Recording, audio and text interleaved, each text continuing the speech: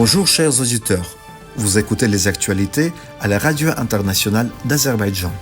À la une de l'actualité, le président Ilham Aliyev a félicité l'émir du Koweït. Bakou a répondu officiellement aux allégations anti-azerbaïdjanaises de l'ambassadeur de France en Arménie. La médiatrice Sabina Aliyeva a publié une déclaration à l'occasion du 33e anniversaire du génocide de Khojaly.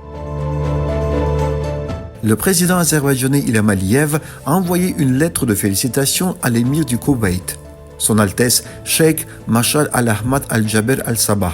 Le texte dit « Votre Excellence, à l'occasion du 25 février, fête nationale de l'État du Koweït, je suis heureux de vous féliciter ainsi que tout votre peuple en mon nom personnel et au nom du peuple azerbaïdjanais et de transmettre mes meilleurs vœux. Je suis convaincu que grâce à nos efforts conjoints, la coopération bilatérale et multilatérale entre nos pays continuera de se développer et de se renforcer conformément à la volonté de nos peuples. En ce jour si important, je vous souhaite longue vie, bonne santé, succès dans votre travail et paix et prospérité constante au peuple ami du Koweït. » Le ministère azerbaïdjanais des Affaires étrangères a félicité le Koweït à l'occasion de sa fête nationale. Ceci a été partagé sur le compte X du ministère. Nous adressons nos vœux les plus sincères et nos félicitations au Koweït et à son peuple à l'occasion de leur fête nationale. Bonne fête nationale, a-t-il été noté. Le 25 février, le Premier ministre de la République islamique du Pakistan, Mohammad Shahbaz Sharif, a pris connaissance des activités du centre de service Hassan numéro 7 de Bakou, qui est subordonné à l'Agence d'État pour la fonction publique et les innovations sociales, auprès du président de la République d'Azerbaïdjan. Le président de l'Agence d'État, Ulvi Meziev, a fourni à l'invité de marques des informations détaillées sur les objectifs de la création des centres de service Hassan et sur leurs activités.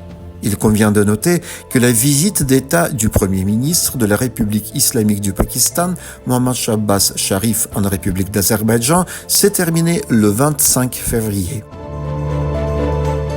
Le fait que l'ambassadeur de France en Arménie, Olivier Dekotigny, remette une fois de plus en cause les mesures légitimes prises par l'Azerbaïdjan pour mettre fin à l'occupation des territoires azerbaïdjanais et au séparatisme démontre tout d'abord comment la partie française déforme les réalités et n'est pas intéressée par la construction d'une paix durable et véritable dans la région.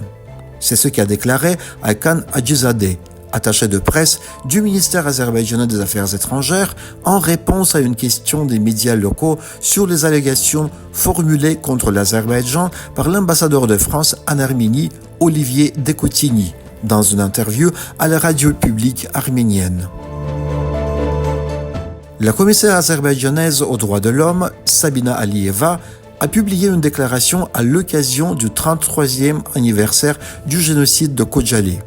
Le texte stipule « 33 ans se sont écoulés depuis le génocide de Khojaly, qui a été commis à la suite de la politique à long terme de l'Arménie, de nettoyage ethnique, de haine et de génocide contre les Azerbaïdjanais qui est gravé comme l'une des pages les plus sanglantes de l'histoire de l'humanité. Les organisations internationales et les États du monde ne doivent pas rester indifférents à ce crime de génocide, doivent donner une évaluation juridique au génocide de Khojaly et doivent redoubler d'efforts pour garantir que les auteurs de ce crime reçoivent la punition qu'ils méritent. »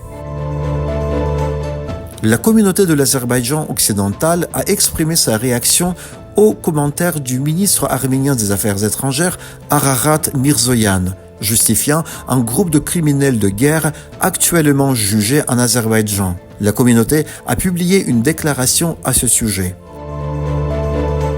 Un événement dédié au 33e anniversaire du génocide de Khojaly a eu lieu à la Chambre des députés italienne.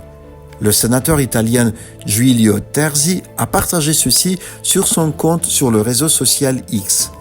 Dans son discours, il a souligné qu'à la suite du crime de génocide commis par les forces armées arméniennes contre la population civile le 26 février 1992, 613 citoyens azerbaïdjanais, dont 63 enfants, 106 femmes et 70 personnes âgées ont été tuées.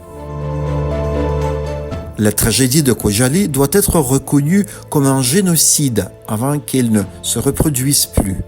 C'est ce qu'a déclaré dans une déclaration la Brésilienne Fabiana Gehan, l'une des premières journalistes étrangères à visiter les territoires libérés de l'Azerbaïdjan. Elle a déclaré avoir été horrifiée par ce qu'elle a vu au Karabakh. Un événement commémoratif dédié au génocide de Khojaly a eu lieu à l'Université de Columbia, l'un des principaux établissements d'enseignement supérieur des États-Unis.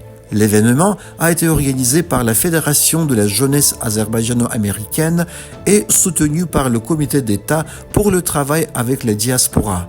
En outre, un événement dédié au 33e anniversaire du génocide de Khojaly a été organisé et une exposition a été organisée à l'ambassade de la République d'Azerbaïdjan en République d'Afrique du Sud. Un événement a été organisé au commandement allié transformation de l'OTAN avec la participation de représentants de l'Azerbaïdjan, du Portugal, de la Roumanie, de la Turquie et de la Grèce. Selon le service de presse du ministère de la Défense, un accord technique a été signé lors de l'événement concernant la première adhésion du pays au Centre d'excellence en sécurité maritime. Selon le document signé, un représentant de la marine azerbaïdjanaise sera affecté à ce centre pour une période de 3 ans. Chers auditeurs, vous avez suivi les actualités à la radio internationale d'Azerbaïdjan.